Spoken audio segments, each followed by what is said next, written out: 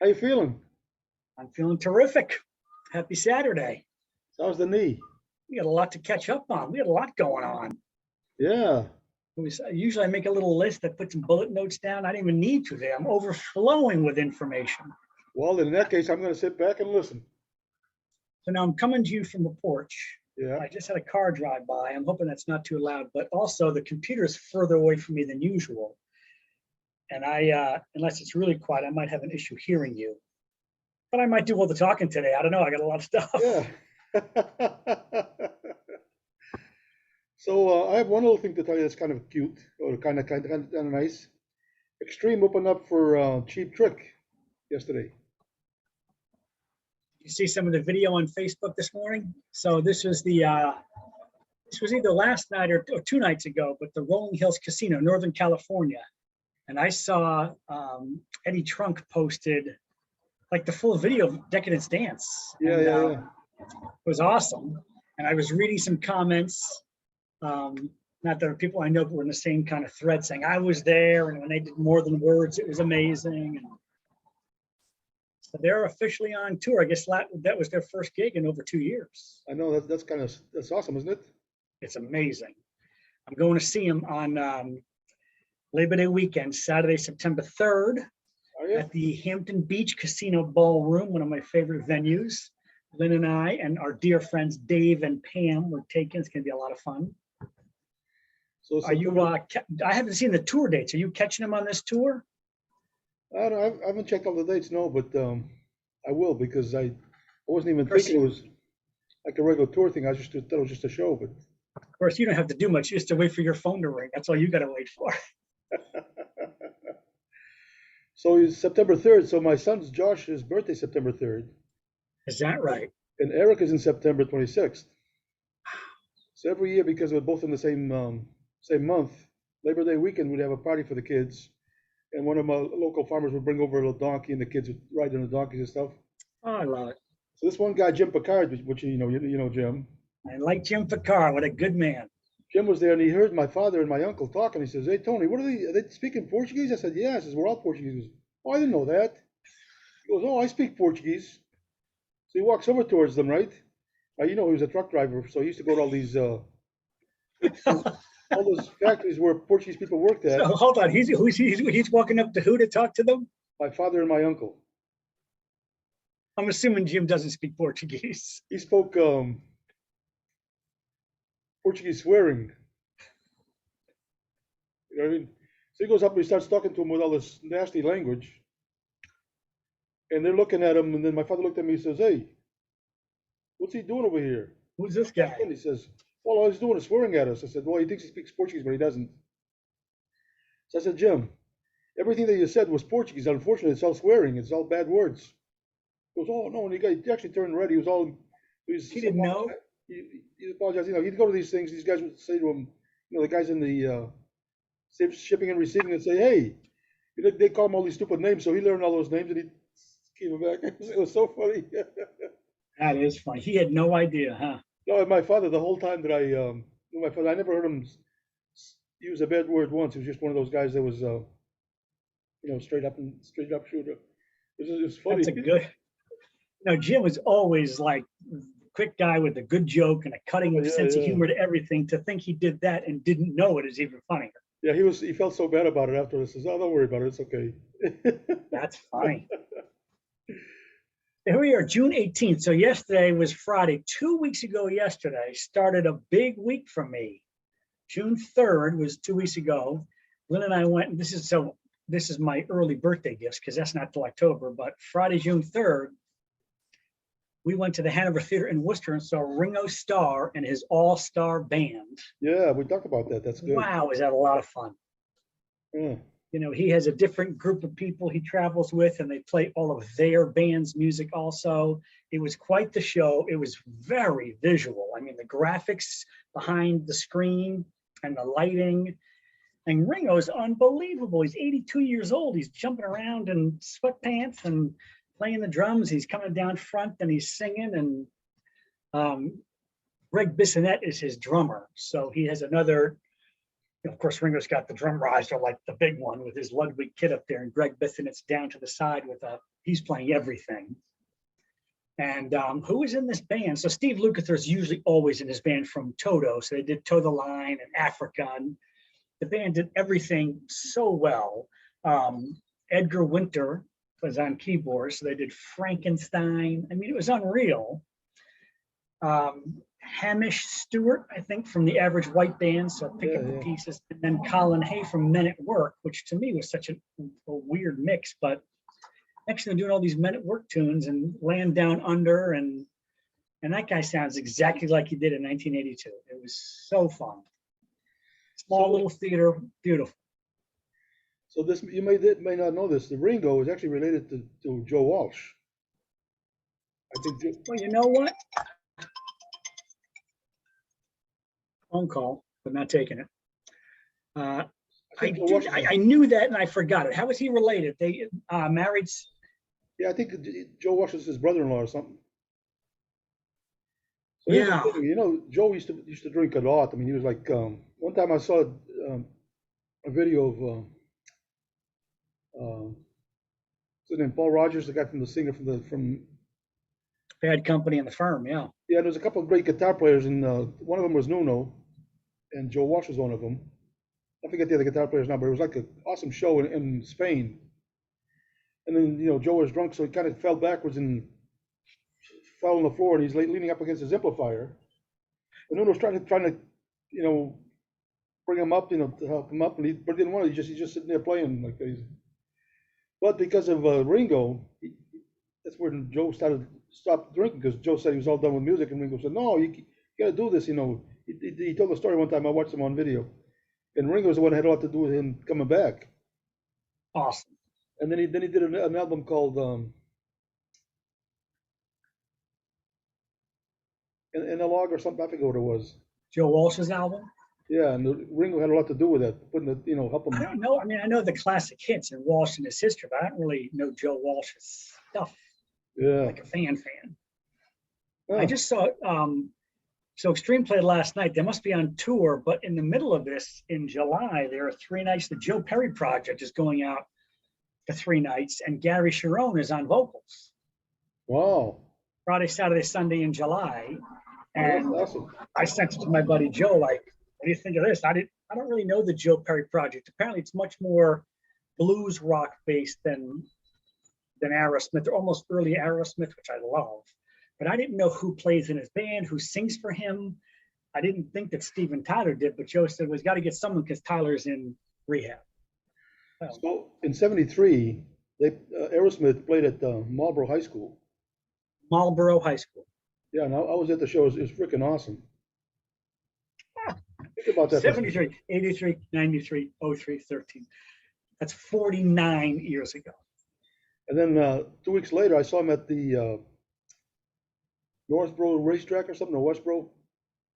On Route 9? Yeah. They played there. That was the old awesome. one. That's where, I guess it's still Duddy Ford right now on Route 9. That used to be the Westboro Raceway. You're right. Yeah. I don't remember that. I don't picture it. I just have always heard that history. So I've seen them a bunch of times, but you know what? They never saw us play. So I don't know who's luckier. So so that was Ringo. Friday night, Saturday, Sunday, Monday, typical stuff. Tuesday night, second early birthday gift. The Keepa and I head into Fenway Park to see Paul McCartney. Oh, wow. Yeah.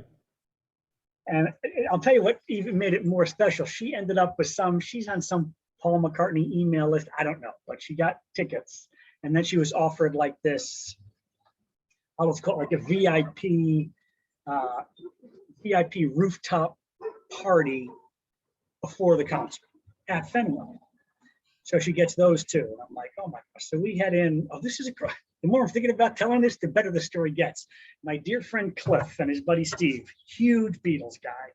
And he's going to the concert and he says, I'm going to get in there at like 1 or 2 and start to walk around. He's done all this research.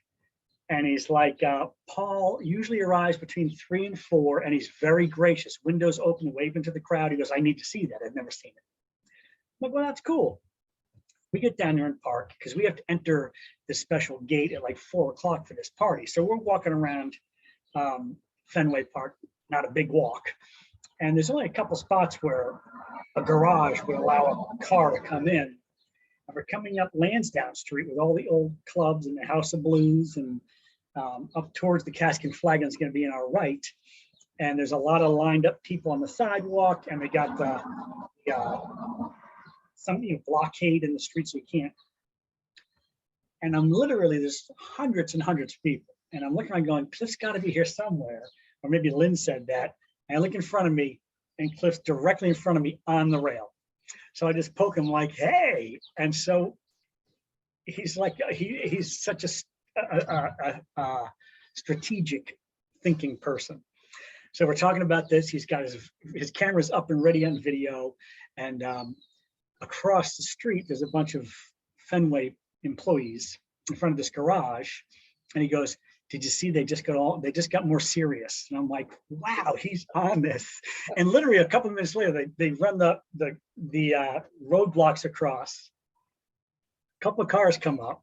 Lynn's in front because the keep is tiny, so she's up front and right underneath Cliff's camera. And this SUV comes down, and Cliff knows because he's going to be on the driver's side, window open in the back seat, this big black SUV. I could see that the back window is open, and they start to cut towards us, you know, to make a hard right turn in. They pass us. He's got video. Paul was 3 feet from us, and he's waving. He had eye contact with Lynn. Lynn is bawling her eyes out, jumping up and down, screaming. Oh, wow. Like Beatlemania in '66, you know? And that was a cool thing. So then we get up into this wait to get in with the special badges. And we got to this rooftop deck. Vineyard Vines is a clothing company in this area. And they got a special suite. And this rooftop deck was spectacular. We were up there by 4:30. The concert wasn't until 7:30. AstroTurf, open bars, buffet. Ironically, from the rooftop, you could see out into the Fenway area, but you couldn't see into the park.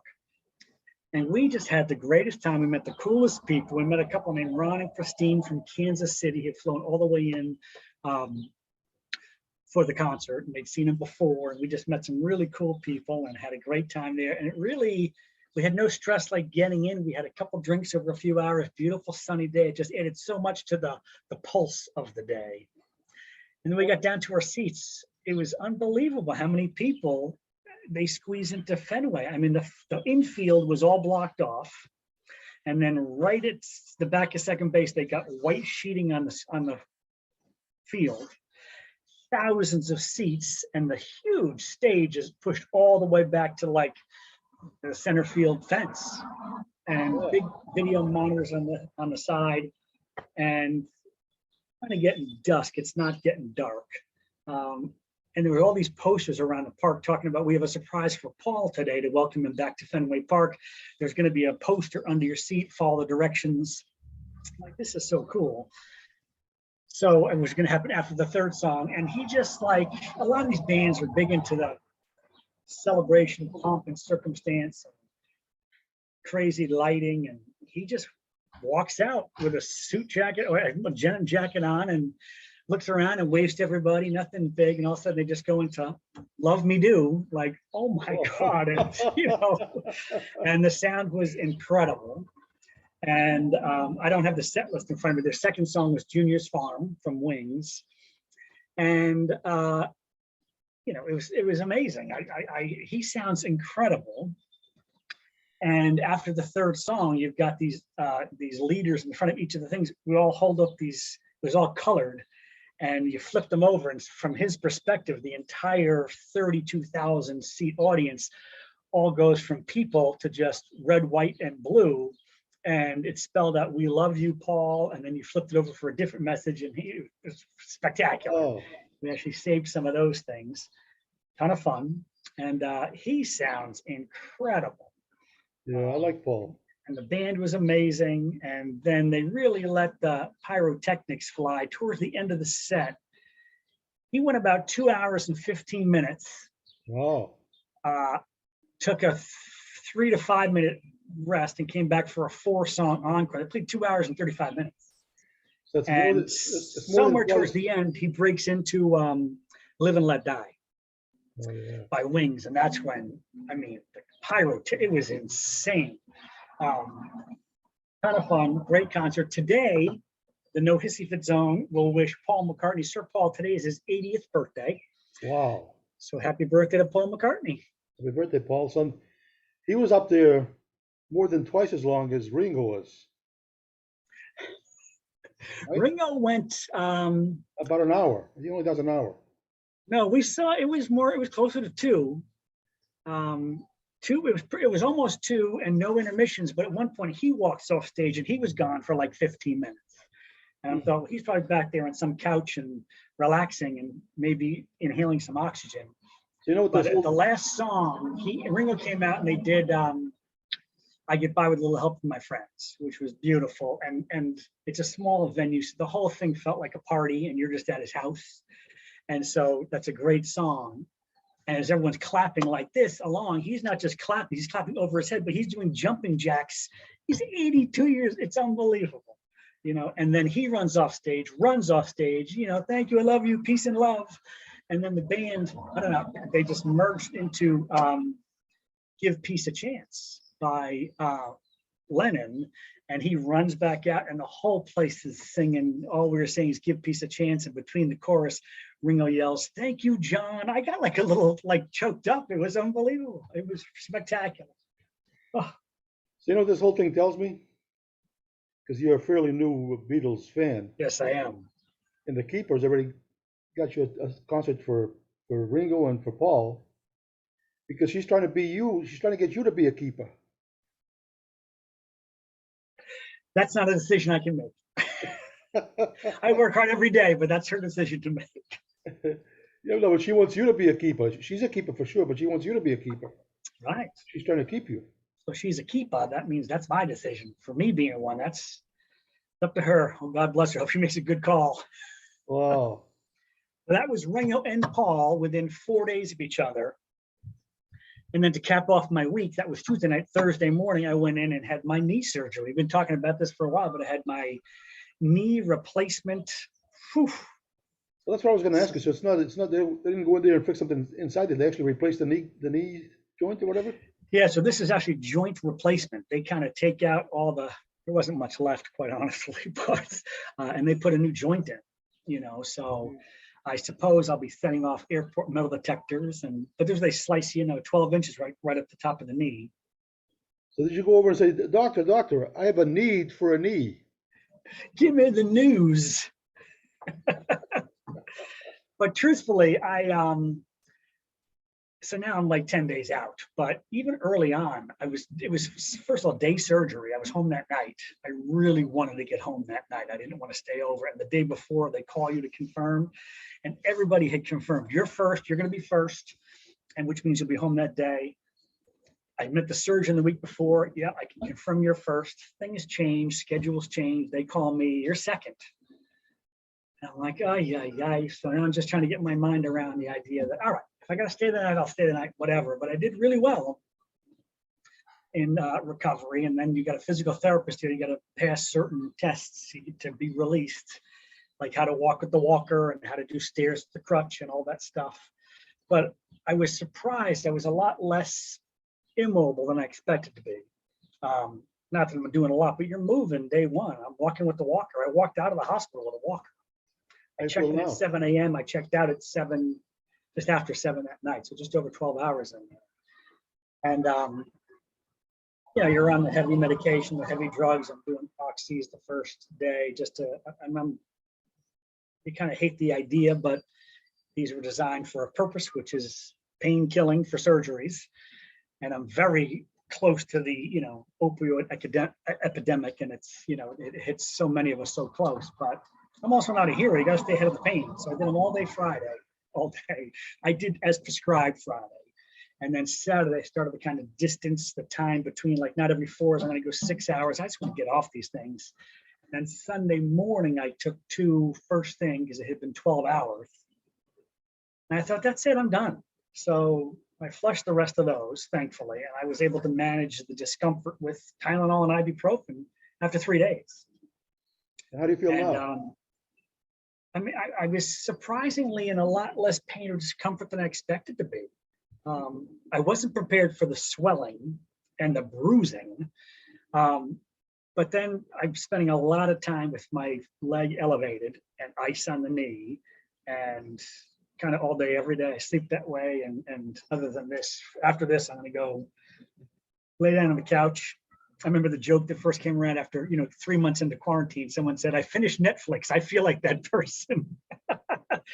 um, I said but that. my good pal Sean hooked me up with some apps on the TV, so I'm watching live sports, Red Sox, and I feel like I'm tied into the sports thing like crazy, and following your boys there in the Stanley Cup final. So we can talk about that too. But it's quite a process. I can literally feel myself improving every day. Good. Um, So so the Celtics are out. yeah, it was rough. And so this is basketball is like my fourth favorite of the sports, Yeah, yeah. and it's my son's first. So I kind of follow it through him. And I haven't watched a game all season. I kind of keep in it, but when they hit the finals, I'm like, well, I'll start to pay attention. And the other night, game 6, I was home here at Lynn's house. Derek is here, home for summer, and he had a buddy over, and I watched the first half. I just get tired at 9:30, 10 o'clock. I got to be in bed. But they just didn't see. I was convinced they were going to win game 6 at home and force 7. But they just, again, I'm not an analyst, but to me, it looked they just didn't have any heart and made a Yeah. lot of mistakes and weren't in it. And not to discount the Warriors, because man, and I don't know basketball, but this team is crazy good. It's fun to watch. Very cool. Celtics out. What's the buzz in Tampa on the Lightning and the Stanley Cup? This is exciting.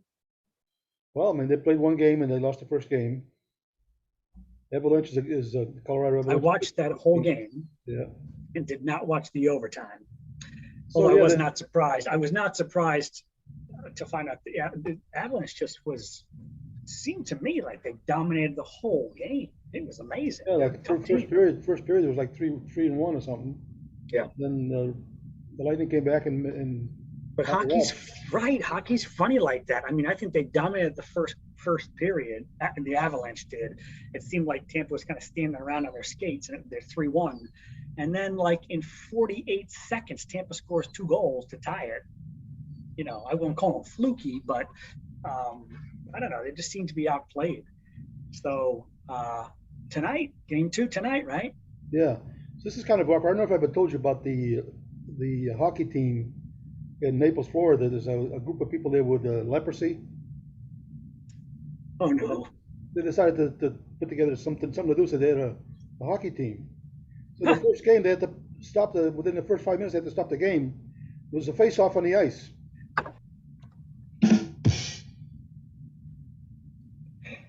Oh, so when I do that, I hit 2 and I hit 1 with my bass drum, and I just did that with my knee. Ooh, I felt that one.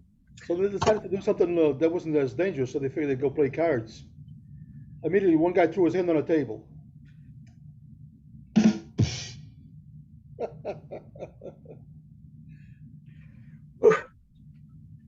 Wow. So, Wow. so you know how I am. Sometimes I talk to strangers. That I meet people. I see somebody with a shirt, maybe New York Jets or something, and I talk to them like I know them. I say, hey, so what do you think? You think they're gonna let the team play this year or what? And I just say something stupid like that, and they look at me, but I'm smiling at them. They think they know me, so they say, man, you look familiar. I says, yeah. You watch TV? And they say, yeah. I said, so do I.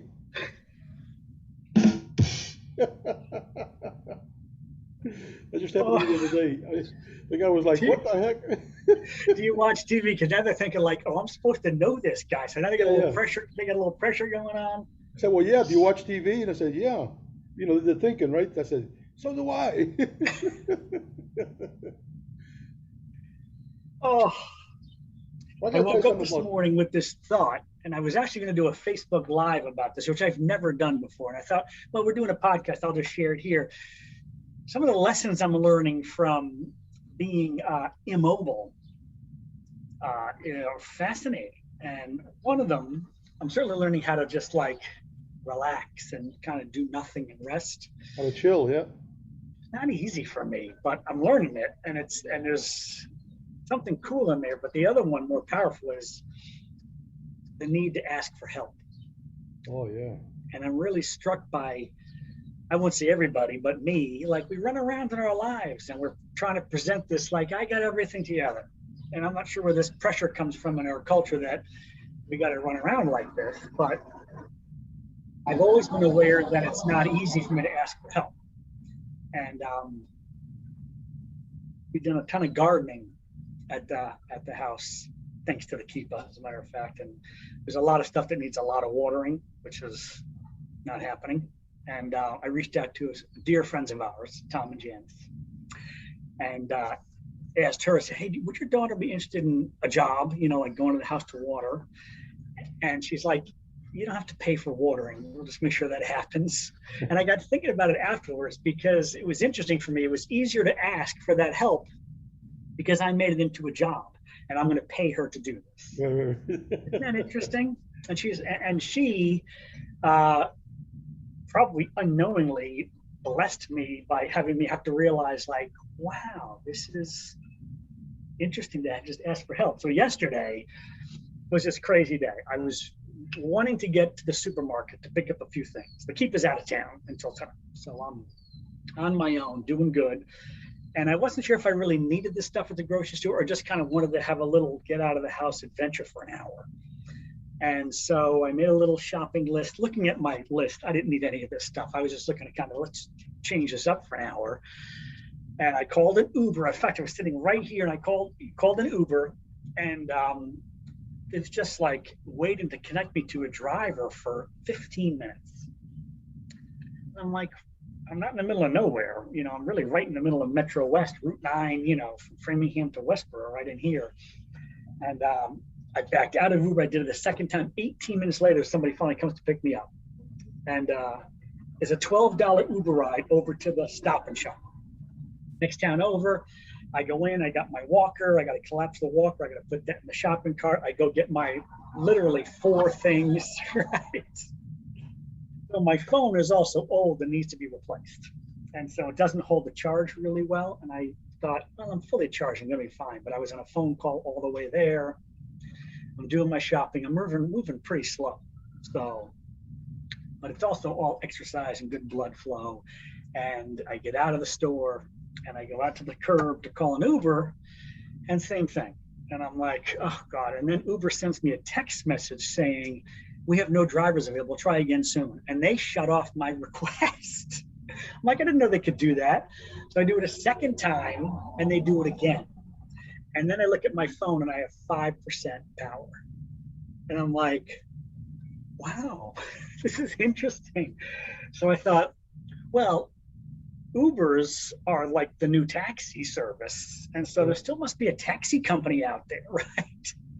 So I walk into this Stop and Shop, and in this Stop and Shop, and most Stop and Shops in this area, there's always a retail bank. Citizens Bank is very big in these grocery stores. They have a retail banking storefront inside the grocery store.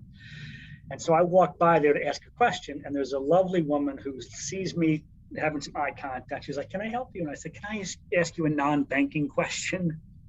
And she's like, of course. And I go over and I say, I explain the whole situation. I explain to you. And she's like, well, she said, what about Uber? And I said, do you know a local taxi service? And she says, what about Uber? I told her the story. And she said, what about Lyft? And I go, gosh, that's a great idea. I don't have Lyft on my phone. And I'm on 5% power. So she says, hand me your phone. And she plugs it into a charger on her side of the counter. It's not enough of a cord to reach over the counter back to me, but she's got my phone in her hand being charged.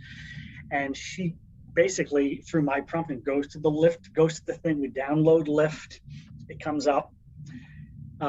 It all gets auto-filled. So she's like, can I hit this button? I'm like, yes. So she auto-fills all my information, and then she's just like, now you got to put a debit card in this. So she unplugs it and hands it back to me. She says, oh, you're up to 13% power.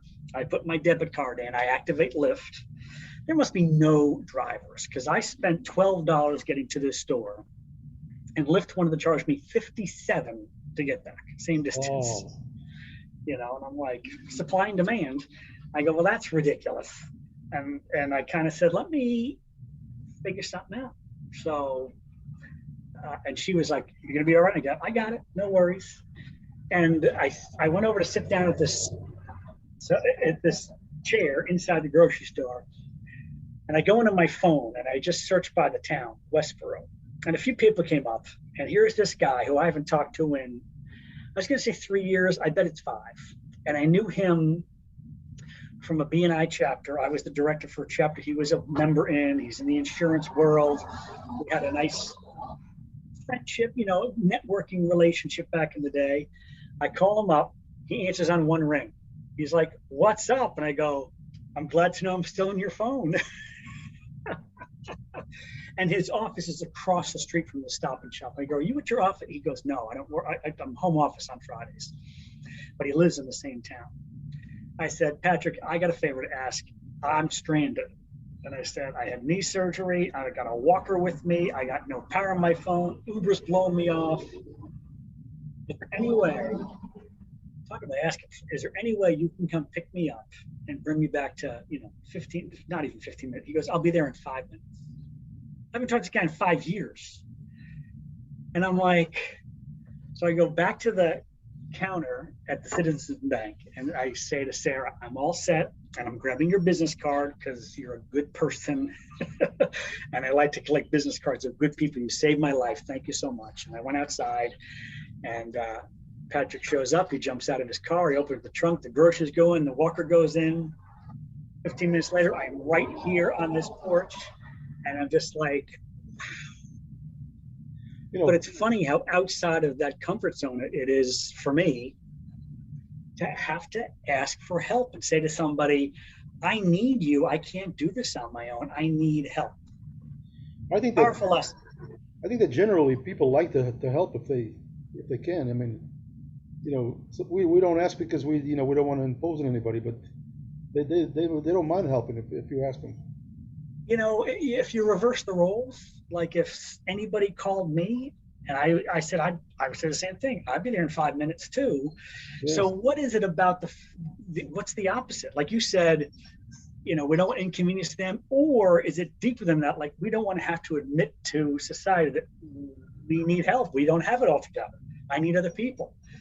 Now down here in Florida, I get a bunch of people that are complaining to me like crazy. First of all, they don't like the price of beer. It's $7 a bottle. They don't like $10 for parking and $20 for cover. And I says, if you don't like it, don't come to my house anymore.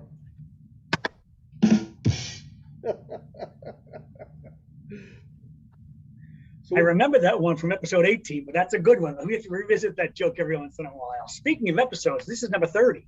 Yeah. So, by the way, we're getting cut off soon. Huh? We're getting cut off soon? Pretty soon. I just got the thing, but Bill Burr, I think you and I spoke about that. Bill Burr is going to be in Fenway, August 21st. What's that? Bill Burr is going to be in Fenway Park. We talked about that yesterday. I just saw that last week for the first time. I can't believe, I know this guy's big, but wow, that's a huge venue. Are you coming up? I don't know. I'm thinking about it. I'd like to go. So, I'd like to go. If you'd like to go and I'd like to go, we're starting. Okay.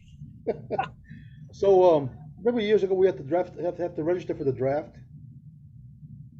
It's kind of an interesting thing. My brother asked me to go down with him to a town hall in Hudson. So what's up? He goes, "I gotta go register for the draft." I says, "What do you need me for?" He says, "I want you to translate." He wanted to pretend like he didn't speak English, thinking that would help him or something. So we walk in and like in the first floor, there's I think it's like a marquee thing with all the offices listed in what room they're in and stuff. So he's trying to figure out where it is, and this lady comes up and says, "What can I help you find?"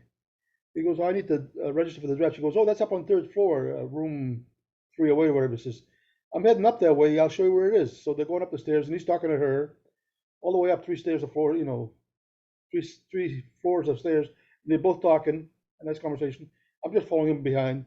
She walks into the room. You know how sometimes they have a big counter, but there's a part of the counter that opens up like a door so you can get in and close it. She opens the thing and walks in behind the counter and closes it. She goes, "So what's your name?" And I jumped in and says, "Oh no, he doesn't speak English. I'm here to translate." She goes, "Well, you're speaking perfect English until now." She says, "No, he doesn't speak English. I have to translate." She goes, "Yeah, nice try." That was so funny, actually. It's a true story. Wow.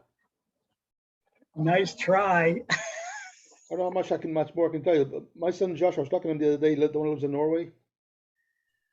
I'd gone to get some lab work Thursday morning, whatever it was, and I went through Wendy's because they have breakfast stuff now. So I got a coffee and a baconator sandwich or whatever. Then it reminded me that one time I was in my car. I had a big old Mercedes, beautiful car. I had Josh in the front, one of his friends in the back, and Eric was in the back with one of his friends. So four kids. They're probably, I don't know, 10 to 14 years old or something like that. So I go to the drive-through. I says, "Yeah, I'll take a big potato with sour cream and chive." And the guy goes, "Sorry, sir, we don't have any potatoes." I said, "All right, then let's just do a potato with chili." He goes, "No, sir, we don't have any potatoes." I said, "Can you just do a potato with butter?" He says, "Sir, I'm trying to tell you we don't have any potatoes." I said, "Well, what else can I put on the potato?" And I'm going like, kept doing all kinds of options. The kids in the car were laughing like crazy, right?